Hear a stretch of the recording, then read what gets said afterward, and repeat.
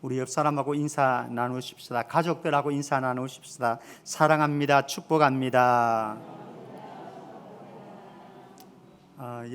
얼굴들 뵈니까 너무 감사하고 좋습니다. 빼앗긴들에도 보면 이민족에게 왔고, 빼앗긴 예배 속에서도 6주, 7주 만에 여러분들을 얼굴 뵙는 시간입니다. 너무 감사하고, 우리는 시대적인 위기 상황 속에 있고, 또 아마 시대적인 위기 속에서 여러분들 각자의 개인적인 위기들도 다 경험하고 있는 시점이라고 생각을 합니다. 그 위기 속에서 우리는 어떻게 이 위기 상황을 모면해가고 극복해가고 또 승리하는 그리스도인들이 되어질 수 있을까? 오늘 우리는 엘리야를 통해서 한번 살펴보려고 합니다. 엘리야는 북이스라엘의 아합 왕과 여러분들이 잘 알고 있는 유명한 여인 이세벨, 악녀로 유명하지 않습니까? 이세벨은 두로의 그 엣바할의 왕의 딸입니다. 엣바할 왕의 딸인데 두로와 시돈 베니키아 지역인 거죠. 지중해 연안에 있는 베니키아 지역에서 섬기던 신이 누군가 하면은 바알 신과 아세라 신이에요. 이들이 풍년을 가져다 준다고 믿었고, 번영과 또 다산의 축복을 준다고 믿었던 바알과 아세라를 이세벨이 수입해 온 거죠. 그러면서 아합 왕에게 자꾸 불을 질렀습니다. 그래서 아합 왕도 정말 악한 왕을 꼽으라고 한다면은 아합 왕훈을 꼽으라고 한다면 이세벨. 그러니 그 시대 속에서 선지자 활동하는 것이 얼마나 어렵습니까? 이세벨은요, 또 아합 왕은 그 시대의 선지자들을 엄청나게 숙청을 했거든요. 이런 시대 속에서 엘리야는 사역을 하고 있습니다. 위기 아니겠습니까? 국가로 보았을 때도 종교적으로 바알과 아세라가 판을 치고 있는 시대이니까 종교적인 위기가 다가왔고, 그런 종교적인 위기 속에서 도덕적으로, 윤리적으로, 사회적으로도 침체할 대로 타락하게 되어진 이런 시대 속에서 엘리야는 활동을 했습니다. 그러나 영적인 최악의 암흑기 속에서도 엘리야는 하나님 앞에 어두운 시대를 밝히는 등불처럼 사용되어졌다. 그렇다고 한다면 이 시대에 저와 여러분들도, 우리의 사랑하는 아들, 딸들도, 우리의 손자, 손녀들도 어려운 시대를 맞이하고 있고 그 시대 속에서, 위기 속에서 살아가고 있습니다마는, 그런 속에서도 하나님께서 꽉 붙잡고 있는 사람이 되어져서 어두운 시대를, 어두운 우리의 현실을 밝히는 아름다운 등불로 우리 모두가 사용되어지기를 주님의 이름으로 축복합니다. 그러면은 엘리야가 그렇게 사용되어질 수 있었던 이유가 무엇일까? 오늘 말씀 들어가면서 한번 보십시다. 저는 엘리야를 생각할 때에 진흙 속에 감추어진 진주다, 이런 표현을 하고 싶습니다. 엘리야는 요단강 동편, 요단강 있죠, 동쪽에 있는 길르앗 지역입니다. 길르앗에 있는 디셉이라고 하는 마을, 이 디셉이라고 하는 마을은 산 꼭대기에 있는 마을이라고 합니다. 아주 초라한 마을이죠. 대단한 도시도 아닙니다. 그리고 중소도시도 아닙니다. 내세울 것 없는 산골 출신의 촌뜨기, 촌놈, 그게 엘리야의 신분입니다. 오늘날 많은 사람들이 좋은 환경에서 태어나지 못했고, 나는 금수저가 아니고 은수저가 아니고 나는 흙수저이기 때문에 그래서 불평불만하고, 이런 시대적인 현상도 봅니다만, 그럼에도 불구하고 엘리야는 그런 상황 속에서도, 그런 환경 속에서도 하나님 앞에 아름답게 사용되어진 진흙 속에 감추어진 진주였고 숨겨진 보배였다라고 하는 거예요. 그러니까 저와 여러분들도 그랬으면 좋겠습니다.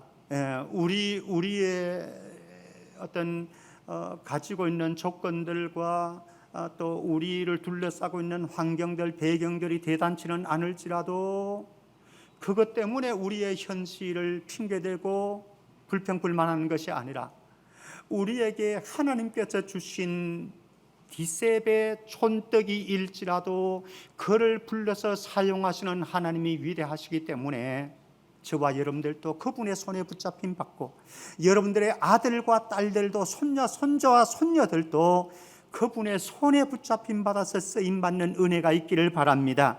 하나님이 쓰시는 사람은요, 대단한 사람만 쓰시는 게 아니에요.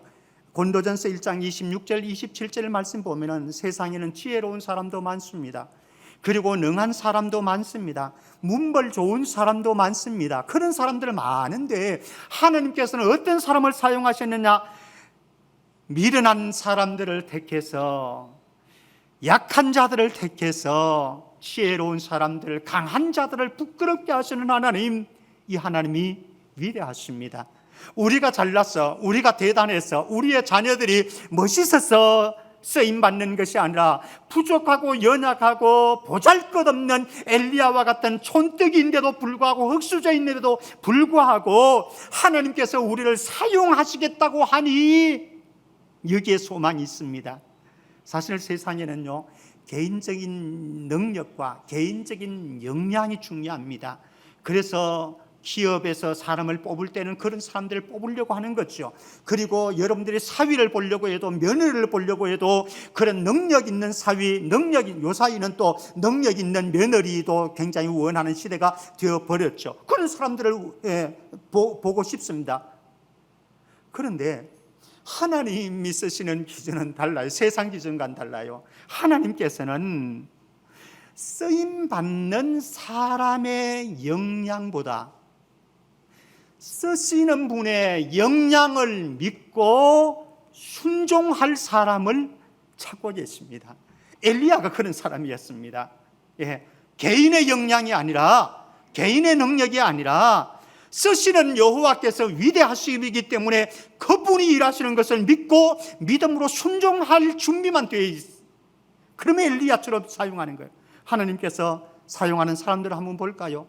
다윗, 그리고 아모스, 그의 직업이 무엇이었나요? 목동이었습니다. 근데 하나님께서 그들을 위대하게 사용하셨습니다.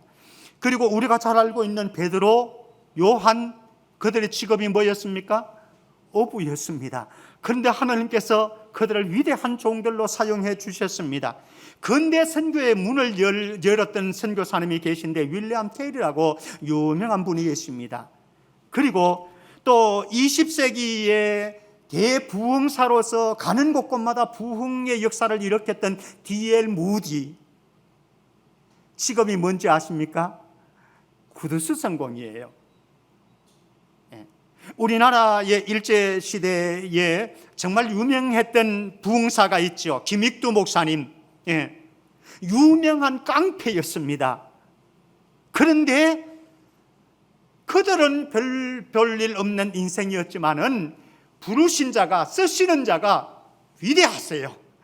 그래서 위대하신 하나님께서 보잘것없는 사람들을 통해서 하나님의 역사를 이루어 가시는데, 그 역사에 저도 포함되고 여러분들도 포함되고 여러분들의 자녀와 손자, 손녀들도 끼일 수 있는 축복이 있기를 주의 이름으로 축원합니다. 자, 그러면은 아합과 이세벨이 통치하신 그 어려운 시대, 바알과 아세라 숭배가 만연한 그 어려운 시대, 영적인 암흑기 시대에 진흙 속에 감추어진 진주와 보배처럼 쓰임받을 수 있었던 비결은 도대체 무엇이었을까? 저는 두 가지를 한번 생각을 해봅니다. 첫 번째는 그는 여호와 유일신앙으로 살았다라고 합니다. 여호와밖에 없습니다. 하나님밖에 없습니다. 왠가 하면은 그의 이름이, 엘리야라고 하는 이름의 뜻이 나의 하나님은 여호와이시다, 여호와는 나의 신이시다. 다른 표현을 하면 뭡니까? 우리 표현을 하면은 주밖에는 없습니다. 주님밖에는 없습니다. 예수밖에는 없습니다. 예수님이 인생의 해결자이시고 예수님이 인생의 주인이십니다. 통치자입니다. 내 인생을 주님께서 다 만들어 가십니다. 이런 믿음으로 여호와 유일신앙의 삶을 살았던 사람이었기 때문에 하나님께서 그를 보배처럼 사용하셨습니다. 두 번째로 야고보서 5장 17절 18절을 말씀해 보면요, 그는 믿음으로 기도하는 사람이었습니다. 야고보서 5장 17절 18절 말씀 제가 보겠습니다. 엘리야는 우리와 성정이 같은 사람이라도 저와 여러분들과 똑같은 분입니다. 대단한 존재 아니었다라고 하는 것을 제가 강조를 했습니다. 그런데 그가 비가 오지 않기를 간절히 기도한 적 3년 6개월 동안 땅에 비가 오지 아니하고 다시 기도하니 하늘이 비를 주고 땅이 열매를 맺었느니라. 놀라운 기적의 역사가 일어났습니다. 기도의 사람이었다라고 하는 거죠. 기도하는데 그냥 기도하는 것이 아니라 형식적인 기도가 아니라 외식적인 기도가 아니라 정말로 믿음으로 의심하지 아니하고 간절히 하나님 앞에 기도하는 사람이었다. 그래서 하나님께서는 그를 어떻게 사용하시느냐, 두 가지만 대표적으로 꽂으라고 한다면, 첫 번째는 그는 선지자의 대표자로 쓰임받았다. 마태복음 17장 1절에서 3절 말씀에 가면은 예수님께서 변화산에 올라가셨죠. 그리고 이제 제자들을 두고서 예수님 기도하십니다. 그런데 제자들이 졸다가 번쩍 눈을 떠서 보니까 예수님 얼굴이 해같이 밝게 빛나고요, 그의 옷이 빛과 같이 휘어졌습니다. 변형되었다라고 하는 거죠. 이것은 하나님의 영광이 그에게 임했다. 아니, 예수님 자체가 하나님의 영광이다 라고 하는 것을 보여주는 그런 상징적인 의미가 있습니다. 그때 제자들이 눈을 번쩍 떠서 보니까 예수님이 그렇게 변형되어 계셨는데, 영광스러운 모습으로 계셨는데, 그 예수님께서 두 사람하고 대화를 나누고 계십니다. 누구였죠? 한 사람은 엘리야, 한 사람은 모세. 모세는 율법의 대표자, 엘리야는 선지자의 대표자. 그 시대의 선지자들이 수없이 많습니다. 성경에 보면 선지자의 숫자가 수없이 많습니다. 그런데 그 수많은 선지자들 가운데 엘리야가 대표적인 인물로 하나님 앞에 쓰임받았다라고 하는 거예요. 두 번째로 열왕기하 2장 1절에서 11절 말씀에 가면은 엘리야는요, 죽음을 맛보지 않은 사람 아닙니까?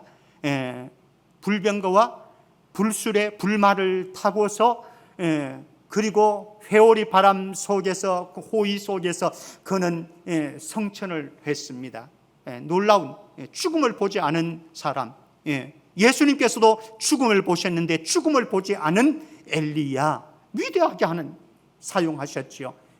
보잘것없는 엘리야였지만은 하나님께서는 이렇게 놀라운 하나님의 사람으로 사용해 주셨습니다.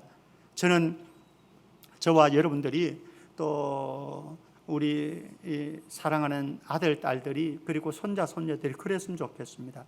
비록 저와 여러분들은 엘리야처럼 이렇게 대단한 인물로 사용되어지지는 못할지는 모르겠습니다. 저는 자신이 없어요. 뭐 그런 인물로 사용될 자격이 없고 또 자신도 없습니다. 그러나 내가 있는 그곳에서, 여러분들이 계신 그곳에서 어둠을 밝히는 작은 등불은 될 수 있지 않을까? 그렇잖아요?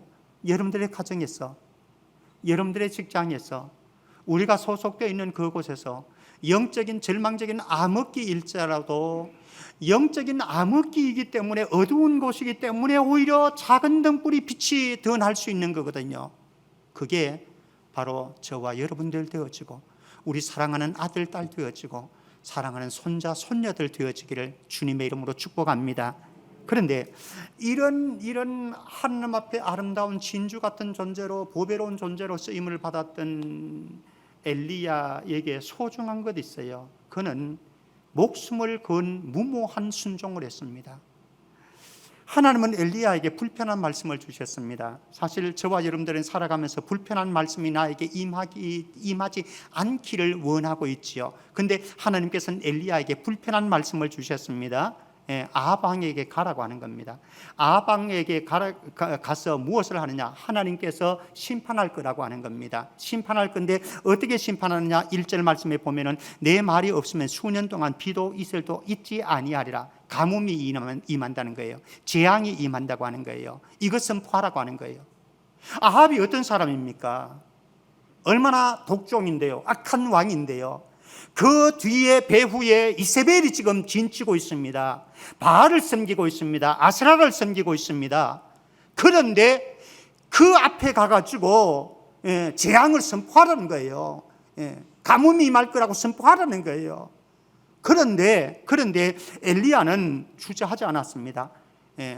그리고 자신이 머물고 있는 길르앗 땅에서 먼 곳까지 사마리아 땅까지 와서 왕궁에 가가지고 아합 앞에서 그 얘기를 하니까 내 말이 없으면 수년 동안 비도 이슬도 있지 아니할 겁니다. 즉 재앙이 임할 것입니다. 즉 가뭄이 임할 겁니다. 엘리야는 이성적이지 않았습니다. 합리적인 산수를 하지 않았습니다.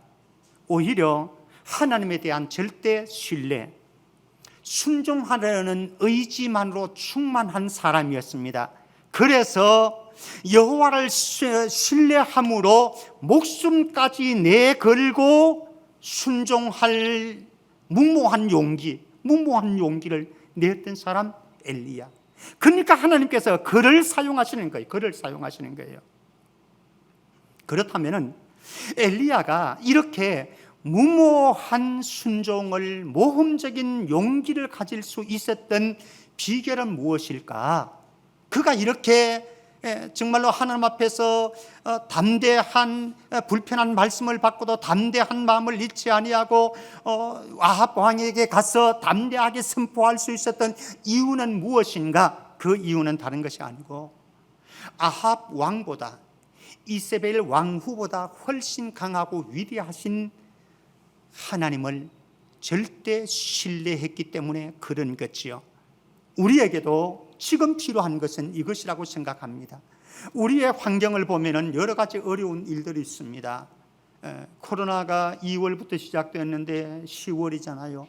그리고 내년에도 계속 연장선에 갈 것이라고 생각을 하고 있습니다.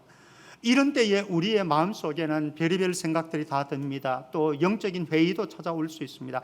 그런데 엘리야 시대도 그러했습니다. 선지자를 수없이 숙청을 당하는 시대였고 선지자는 입도 뻥끗하지 못하는 시대였는데 하나님께서는 엘리야를 통해서 지금 사용하고 계신 거죠. 그런데 이 엘리야가 그렇게 할 수 있었던 것은 아합 왕보다 하나님이 훨씬 더 위대하고 강하신 분이라고 하는 것을 믿었습니다. 이세벨보다 훨씬 강하신, 우리의 환경과 현실보다도, 우리의 위기보다도, 우리가 당하고 있는 아픔과 고통보다도 훨씬 더 위대하시고 크신 하나님, 그분이 나의 하나님이십니다.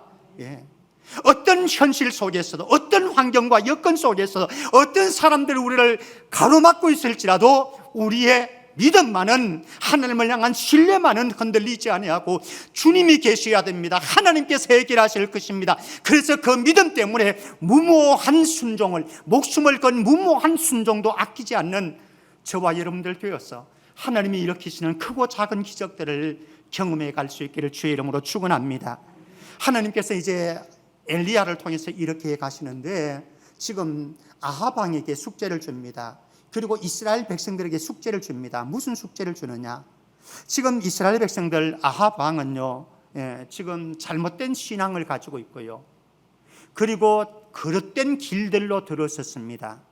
잘못된 신앙, 그릇된 길들을 들어섰는데 열심히 대단합니다. 바알신을 섬기는데, 아스라신을 섬기는데 대단합니다.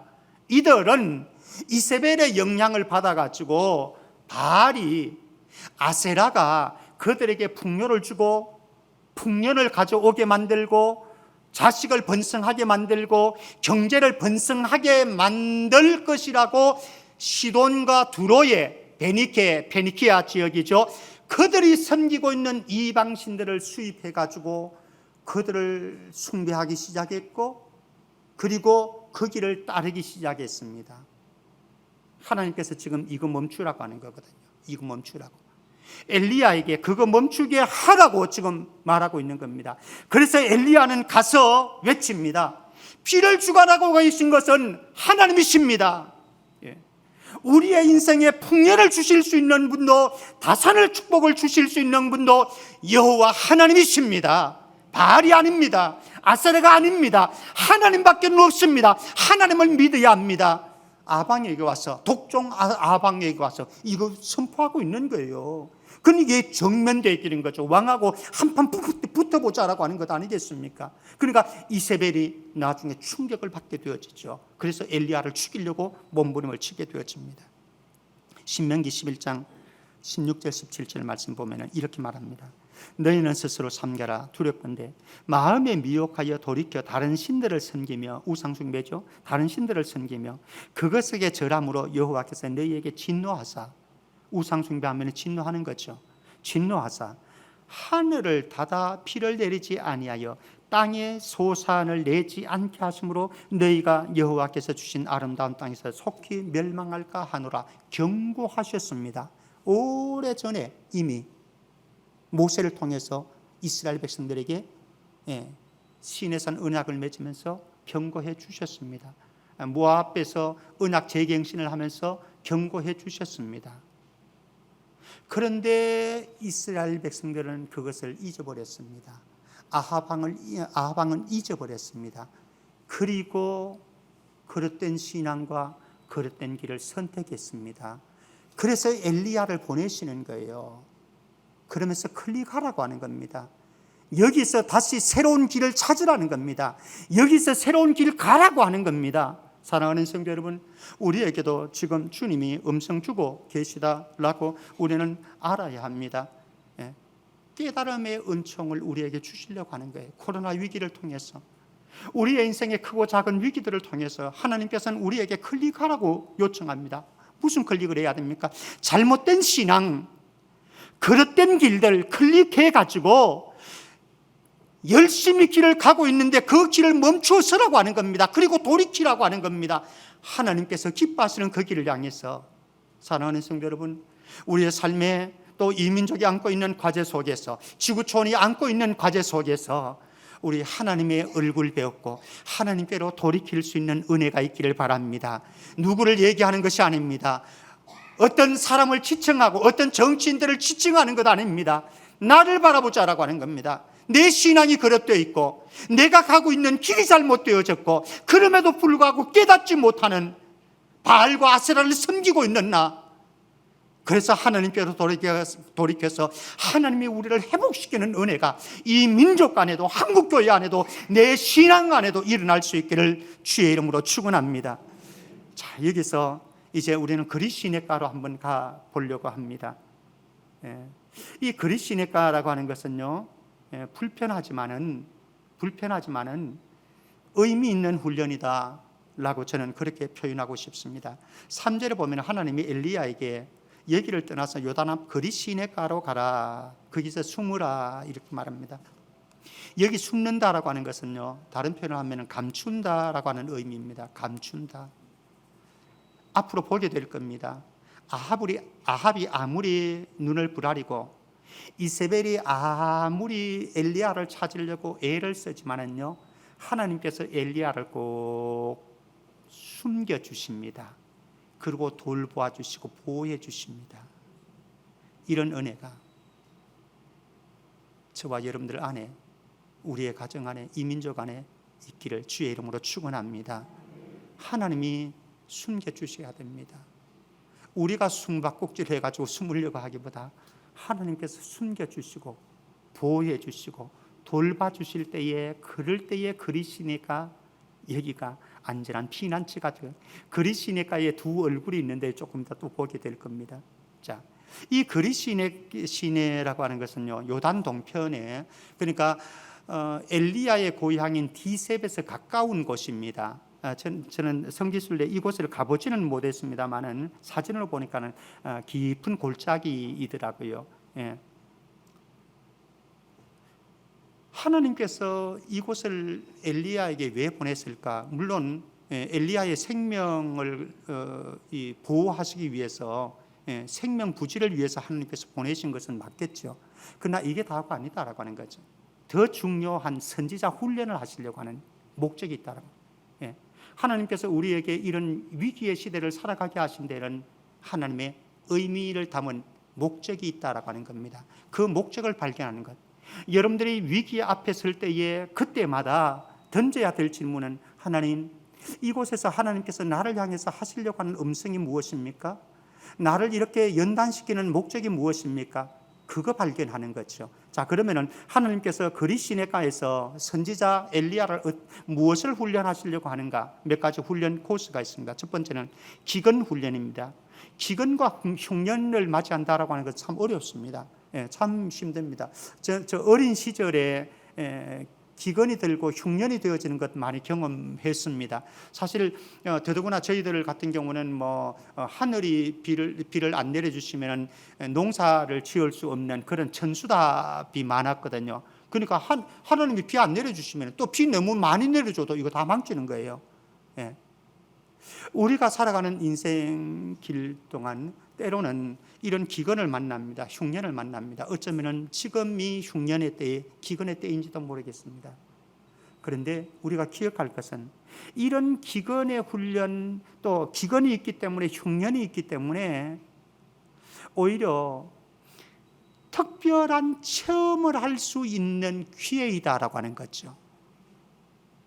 믿습니까? 여러분들에게 다가오는 위기의 때가 있습니다. 어려움의 때가 있습니다. 근데 그냥 흐트러 보지 마시고요. 하나님께서 뭔가 특별한 체험을 하려고 지금 나를 이곳에 이런 상황을 보내셨다라고 생각하면 오히려 그 상황이, 그 환경이, 그 위기가 감사가 나올 수 있는 거죠. 그래서 극복해 나가는 거예요. 하나님께서는 이 훈련은 기근 훈련, 사실 인생에 기근 훈련을 하는 것, 흉년 훈련을 하는 건 얼마나 중요한지 몰라요. 두 번째, 고독 훈련입니다. 고독 훈련. 엘리야는 앞으로 악의 축인 아합 왕과 치열하게 싸워야 되고요. 그리고 또 왕후인 이세벨과 피나는 싸움을 싸워야 합니다. 그리고 바알과 아세라 선지자들과 피나는 싸움을 싸워야 되는데 한 사람도 내 편이 없어. 나를 도와주는 편이 없어. 홀로 남은. 사실 엘리야가 탈진하는 것도 이것 아닙니까? 그렇죠? 아무도 여호와 신앙을 간직하고 싸우려고 하는 사람이 없어요. 내 주변에 아무도 안 보여. 나 혼자서 있는 거야. 나중에 홀로 지쳐서 노든나무 아래서 나 죽고 싶다 이렇게 한탄하잖아요. 하나님께서는 고독 훈련하고 있습니다. 지금 여러분들을 혹시 광야로 몰아냈다고 한다면, 그리 시내가에 몰아냈다고 한다면 하나님께서 고독 훈련하시는데, 고독 훈련하는데 두 가지 중요한 게 있습니다. 하나는 홀로 있는 시간을 통해서요, 홀로 있는 시간을 통해서 사람들의 박수를 외면하는 훈련을 하도록 하십니다. 사실 우리가 살아가는 동안에는요, 사람들이 나를 응원해주고 박수를 해주는 건 매우 소중합니다. 칭찬 한마디, 격려 한마디, 위로 한마디가 얼마나 힘이 되어지는. 우리 찬양 드릴 때에, 우리 특송할 때에 하나님께 영광의 박수를 올리지만 한편으로 또 격려하는 마음도 있잖아요, 그렇죠? 참 아름다운 찬양 준비하려고 수고 많이 했습니다. 감사합니다. 이런 마음도 함께 담고 있거든요. 이거 하나가 얼마나 소중한지 모르는 거죠. 그런데 선지자의 길을 걸어가면서 또 우리의 믿음의 길을 걸어가면서 때로는 사람들의 박수도 응원도 그리고 용기 주는 말도 중요하지만은 많은 경우에 홀로 있어야 됩니다. 박수 소리 들리지 않는 상황 속에, 아니 사람들이 외면하는 상황 속에 놓여질 수도 있습니다. 그래서 이 그리 시내가에서 고독한 시간을 보내면서 사람들의 박수 소리, 응원 소리를 외면하는 훈련을 통해서 이게 훈련되어야 선지자의 길을 걸어갈 수 있는 거죠. 고독한 길을 걸어갈 수 있는 거죠. 두 번째, 고독 훈련 가운데는 고독한 시간을 통해서요, 하나님과 대화 나누는 것을, 채우는 것을 훈련하는 시간이기도 합니다. 고독한 시간. 사실 지금이 어떻게 보면 우리는 오늘 대면 예배를 드렸습니다만 여러분들 개개인적으로 고독하게 예배를 드려야 되는 상황이잖아요. 그런데 그 속에서 고독한 시간에, 고독한 환경 속에서 하나님과 나와의 단독자의 관계 속에서 기도를 통해서 하나님과 대화 나누고 하나님과 교제를 나누면서 그것으로 우리의 영혼과 마음과 우리의 인생을 채울 수 있다면 그것은 믿음의 승리자인 거죠. 엘리야는 지금 그 훈련하고 있는 겁니다. 고독한 상황 속에서 하나님과 나누는 대화로 그 고독감을 채워나가고 이겨나갈 수 있도록 하는 훈련 지금 하고 계십니다. 그리고 더 중요한 세 번째는 신적인 돌봄 훈련을 하고 있습니다. 그리 시내가 뭐 아무것도 없습니다. 먹을 것도 없고 걱정이 많은 거죠. 그런데 그리 시내가에서 하나님께서 특별한 방법으로 특별한 공급을 통해서 하나님은 책임져 주셨습니다. 저와 여러분들이 또 삶을 살아가는 동안 때로는 위기를 당하게 되어질 때에 아무런 길이 안 보이고 아무런 해답이 없다라고 생각되어지는 그런 광야 같은 길을 걸어가는데도 불구하고, 그럼에도 불구하고 하나님께서는 특별한 방법으로 우리에게 필요를 채우시고 공급해 주시는 놀라운 은혜들을 경험하게 되어집니다. 그 훈련 지금 하고 있습니다. 그 훈련 속에서 엘리야가 해야 되는 것은 무엇인가 하면 맡김 훈련입니다. 맡기는 것. 엘리야가 할 수 있는 것 아무것도 없어요. 엘리야가 할 수 있는 것 아무것도 없어요. 그런데 하나님께서 4절 말씀에 가면은 그리 시내가에서 마실 물 해결해 주셨습니다. 가뭄의 때에 마실 물 해결해 주셨습니다. 그리고 까마귀를 보내 가지고요, 아침 저녁으로 떡과 고기를 물어 주었습니다. 생각해 보면은 뭘 먹지? 뭐로 내가 생활하지? 이런 걱정이 앞섭니다. 그런데 하나님께서 다 해결해 주시더라라고 하는 겁니다. 저와 여러분들이 살아오는 동안 그런 인생 광야길을 걸어오지 않았습니까? 그런 위기 상황들 수없이 많았지 않았습니까? 근데 하나님 우리에게 책임져 주셨어요. 다 일해 왔어요. 맡기십시다. 지금도 코로나19 생각해 보면은 참 지겹기도 합니다. 그러나 맡기십시다. 우리가 할 수 있는 능력이 별로 없습니다. 근데 하나님께서는 시냇물을 우리에게 공급해 주실 것이고, 까마귀를 통해서 고기도 떡도 우리에게 갖다 주시리라 믿습니다. 되는 거죠. 이 훈련하고 있습니다. 자, 그러면서 7절 말씀에 가면요, 7절 말씀에 가면은 하나님께서 놀라운 것은 그리 시내가에 두 얼굴이 있다라고 말씀드렸습니다. 하나의 얼굴은 안전한 피난처였습니다. 그렇죠? 그리 시내가에서 안전하게 보호받는 거죠. 이세벨의 아합의 위협으로부터 보호받기도 하고, 가뭄의 기근의 위기로부터 그곳에서 이제 보호받는 거예요. 이곳이면 안전한 피난처이다라고 생각했는데 웬걸요? 기근이 여기까지 몰려옵니다. 그리 시내가에서. 그래서 시냇물이 다 말라버리네요. 이런 세상에 안 올 줄 알았어요. 예수 믿는 사람들에게는 어려운 일들이 안 올 줄 알았어요. 암이 안 찾아올 줄 알았어요. 그리고 우리의 사업에 부도가 안 날 줄 알았어요. 우리의 인생에 위기가 안 올 줄 알았어요. 왜? 하나님의 백성이니까, 살아계신 하나님께서 우리들을 보호해 주실 것이니까. 그래서 우리의 인생에 위기가 없을 것이라고 안전한 피난처에 나는 있다고 생각을 했는데 웬걸 그리 시내가도 다 말라버리네요. 이야, 하나님 뭡니까? 왜 이렇게 하십니까? 우리는 배선여 집사님 62세인데요. 배선여 집사님 보내드렸습니다. 제가 찾아보니까는 3년 전에 폐암이 시작되었더라고요. 그러면서 참 힘겨운 투병 생활 지금까지 해오셨습니다. 우리가 생각할 때에 믿음의 사람이니까 또 삶에 대한 애착이 참 많았거든요. 그랬으니까 또 저희들 기도 많이 했습니다. 정말 기도 많이 했거든요. 그런데 하나님 왜 데려갔습니까? 이런 생각이 찾아옵니다. 이게 우리의 삶의 현장이라고 하는 거죠. 여러분들의 사업장이라고 하는 거죠. 우리의 자녀들의 인생의 길이라고 하는 거죠. 그리 시내면은 안전할 줄 알았습니다. 피난처일 줄 알았습니다. 그런데 그곳 시냇물도 마르더라. 그런데 여기에서만 멈추지 마시고요, 여기에서만 좌절하지 마시고, 여기에서 불평만 하지 마시고요, 그 다음에 9절 가면은 하나님의 말씀이 나옵니다. 하나님이 엘리야에게 말합니다. 너는 일어나 시돈에 속한 사르밧으로 가서 거기 머물라. 내가 그곳 과부에게 명령하여 내게 음식을 주게 하였느니라. 시돈은 두로와 시돈, 이 페니키아 지역입니다. 이방 지역인 거죠. 그곳으로 가라. 이방 지역으로 가라. 그런데 그곳으로 가면은 내가 한 여인을 준비해 두었다. 그 여인이 누굽니까? 사르밧 과부입니다. 정말 찌들게 권찬현 장로님쯤 되는 분을 준비해 뒀으면 얼마나 좋겠습니까? 그러면은 될 텐데, 사르밧 과부, 마지막 그 음식을 해 먹고 죽으려고 하는 이런 여인을 준비를 해 두셨어요. 그거 설명할 것은 아니고요.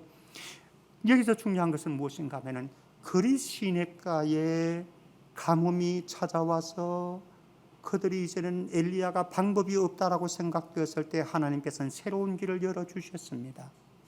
사랑하는 성도 여러분, 여러분들의 인생에 한 길만 고집하지 마시기를 바랍니다. 이 길이 아니면은 길이 안 보인다, 방법이 없다, 해답이 없다라고 생각하지 마시기를 바랍니다. 하나님은 위대하십니다. 하나님은 또 다른 길들도 얼마든지 여실 수 있습니다. 이 길이 아니어도 하나님께서 여시는 사르밧 땅이 있고, 이방 땅에서 과부를 준비해 두신 하나님께서 일해 가실 것입니다. 그리고 엘리야를 통해서 일해 가십니다. 시대를 구출하는 일들을 해 가십니다. 말씀 맺겠습니다. 엘리야는 시대적인 위기 앞에서 그리스 시내가에서 하나님의 공급을, 하나님의 책임지심을, 돌보심을 받습니다. 그리고 그는 개인적인 위기 속에서 이제는 이 그리스 시내가에서 나와야 될 상황 속에서 하나님께서 또 다른 길을 모색해 주셔서 그곳에 가셔서 또 사르밧 과부를 준비해 두셨습니다. 제가 신대원 목사가 되려고 하는 것이 고등학교 시절이었습니다. 고등학교 시절에 참 은혜를 많이 받고 또 체험도 많이 하고, 그래서 정말 주님이 최고인 것 같았습니다. 그리고 최고의 가치가 목회라고 생각이 되었습니다. 그래서 그 길을 가겠다고 하나님 앞에 서원하고 3년 고등학교 시절 3년 믿음으로 기도하면서 준비했습니다. 그러면서 이제 대학을 들어갈 때에 고민이 생겼습니다. 고민이 생겼는데 저희 가정이 어렵다 보니까, 제가 7남매 가운데 6번째이거든요. 제 위로 형들은 가난해서 다 국민학교밖에 졸업을 못했어요.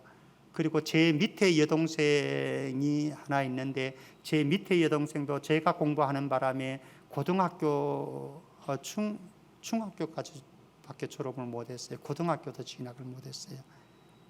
제가 그렇게 대학을 갔거든요.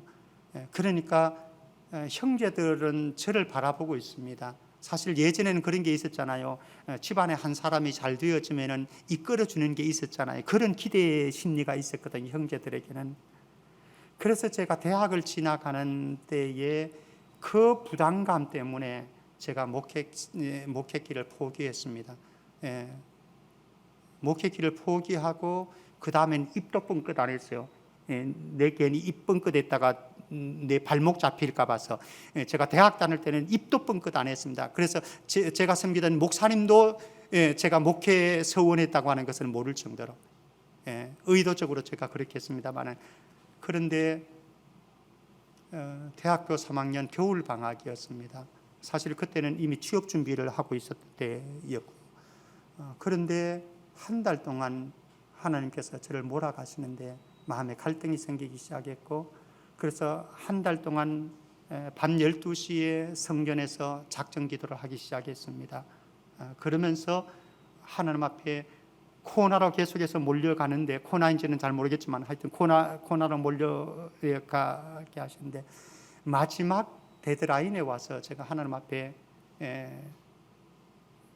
이런 요구라고 해야 되겠죠. 기도입니다만, 두 가지, 하나님 저 두 가지 약속해 주십시오. 그러면은 저 이 길 가겠습니다. 첫 번째 요구는, 하나님 20세기에 엘리야에게 보내주셨던 그 까마귀를 저한테 보내주시겠습니까? 전 정말 아무것도 없었거든요. 뭐 등록금 정말 아무런 대책이 없는데, 하나님 20세기에 엘리야의 까마귀를 저한테 보내주시겠습니까? 그러면 가겠습니다. 하나. 두 번째, 형제들이 저에게 기대가 많았는데 그래서 형제들에게 보답하고 싶은, 형제들의 도움으로 저는 공부를 했으니까요. 형제들에게 보답하고 싶은데 이제 목회길 가면 형제들에게 보답할 방법이 없잖아요. 그래서 하나님, 제가 누려야 될 경제적인 축복을 하나님께서 우리 형제들에게 주시겠습니까? 예. 만약에 그 복을 우리 형제들에게 주신다고 한다면 저 가겠습니다. 예. 그렇게 하고 제가 신대원을 들어갔는데요. 놀라운 것은 하나님께서 까마귀를 보내주시더라고요. 보내주셨어요. 그리고 책임져 주셨어요. 그리고 형제들을 축복해 주셨어요. 예, 대단한 건 아니어도 하나님께서 축복해 주시더라고요. 사랑하는 성도 여러분, 우리가 지금 살아가는 이 시대가 위기입니다. 또 이 시대 속에서 여러분들 각자의 위기들이 지금 다 있어요. 그러나 아합보다 이세벨보다 위대하고 강하신 하나님, 여전히 살아계신 하나님이십니다. 우리의 현실과 환경이 어렵기는 하지만은 이 환경보다 현실보다 크고 위대하신 하나님께서 지금도 살아계시니 그 주님을 붙잡고 하나님을 의지하고 신실하게 뚜벅뚜벅 믿음의 길 한 걸음씩 걸어갈 수 있기를 주의 이름으로 축복합니다. 하나님 아버지 은혜 감사합니다. 우리는 엘리야의 위기 상황 속에, 시대적인 위기 상황 속에, 개인적인 위기 상황 속에 놓여 있지만은, 그러나 엘리야처럼 하나님 앞에 믿음으로 나아가기를 원합니다. 주님이면은 가능합니다. 주님이면은 우리의 문제를 해결할 수 있습니다. 그래서 저는 주님을 신뢰하기 때문에 주님 앞에 나아가 기도하겠습니다. 믿음의 기도를 하겠습니다. 고백하면서 우리의 삶의 현실에 흔들리지 아니하고 기도의 믿음의 삶을 살아갈 수 있는 우리 온 성도들 되게 하여 주옵소서. 그래서 하나님의 기적들을 오늘도 우리의 삶의 현장에서 경험할 수 있도록 믿음의 여정이 되게 해 주옵소서. 감사하며 예수 그리스도 이름으로 기도합나이다. 아멘.